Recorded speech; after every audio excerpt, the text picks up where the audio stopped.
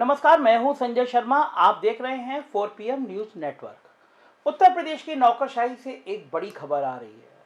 खबर उत्तर प्रदेश के chief secretary की कुर्सी से जुड़ी हुई है। दरअसल आज सुबह एक दर्दनाक घटना घट गई। राजस्व परिषद के अध्यक्ष दीपक त्रिवेदी का कोरोना संक्रमण से निधन हो गया।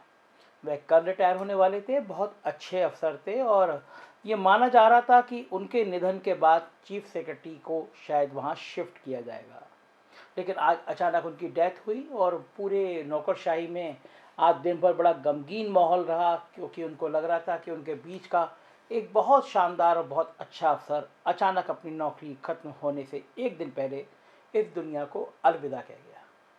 मगर इस बीच जहाँ दीपक त्रिवेदी जी के निधन के बाद कंडोलेंस की तैयारी चल रही थी, तो नौकरशाही में एक चर्चा और बहुत तेज़ी से चल रही थी, और वो चर्चा थी उत्तर प्रदेश के चीफ सेक्रेटरी की कुर्सी को लेकर।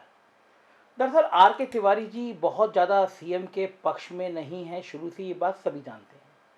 लेकिन वो सीधे काम करने वाले हैं, अपनी एक आइडियोलॉजी उन्होंने बना रखी है। लेकिन मुख्यमंत्री की बहुत ज़्यादा विश्वास वाले अफसर हों या मुख्यमंत्री जिनसे बहुत संवाद करते हों, ऐसा नहीं है।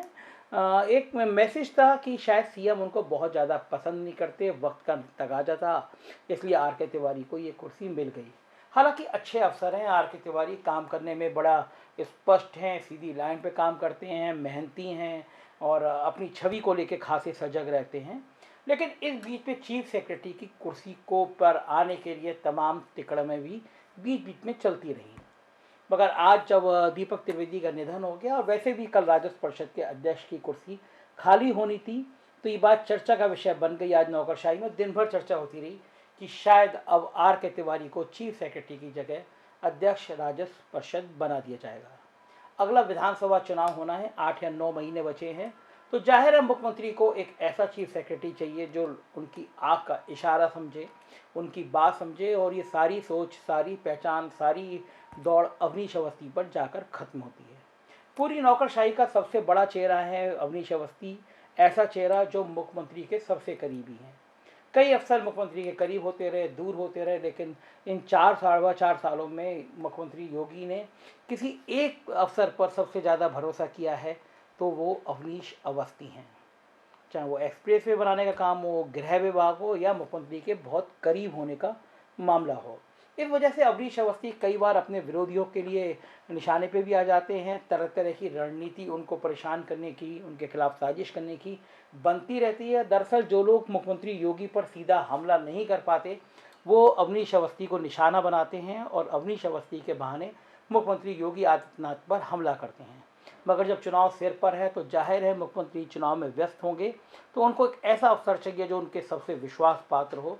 तो नौकरशाही में बहुत चर्चा चल रही है कि शायद इसकी प्लानिंग पहले से ही हो गई थी, इसीलिए मुकुल सिंघल जो अवनीश अवस्थी से एक बैच सीनियर हैं, उनको पिछले दिनों नियुक्ति के संग संग राजस्व परिषद का सदस्य बना दिया गया था।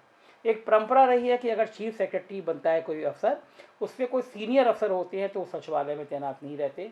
तो शायद मुकुल सिंघल को इसीलिए कुछ समय पहले सदस्य राजस्व परिषद बना दिया गया, जिससे वो सचिवालय में नहीं रहे। एक दो अफसर और ऐसे बचे हैं, कुमार कमलेश और एक दो अफसर और, जो उत्तर प्रदेश में हैं, अवनीश अवस्थी से सीनियर हैं। तो नेचुरली सड़क परिवहन निगम या कुछ और ऐसे पद हैं जो चीफ सेक्रेटरी के प्रोटोकॉल में सचिवालय के तहत नहीं आते। शायद कुमार कमलेश को भी वहाँ शिफ्ट किया जाएगा। बहुत ज़्यादा चर्चा चल रही है अवनीश अवस्थी को चीफ सेक्रेटरी बनाने की। दिल्ली हाईकमान से पूछा जाएगा और मुख्यमंत्री चाहते हैं कि चीफ सेक्रेटरी अवनीश अवस्थी बन जाएं, तो हो सकता है 1 या 2 दिन के अंदर उत्तर प्रदेश की नौकरशाही में एक बड़ा बदलाव हो। मुख्यमंत्री अपने सबसे चहेते अफसर अवनीश अवस्थी को उत्तर प्रदेश का चीफ सेक्रेटरी बनवा दें, क्योंकि ये अवनीश अवस्थी की भी चाहत होगी, क्योंकि रिटायरमेंट से पहले कौन व्यक्ति, कौन अफसर ऐसा होगा जो यूपी का चीफ सेक्रेटरी नहीं बनना चाहेगा। तो अगले 1 या 2 या 3 दिन में उत्तर प्रदेश की नौकरशाही में एक बड़े बदलाव की आवाज़ सुनाई पड़ रही है।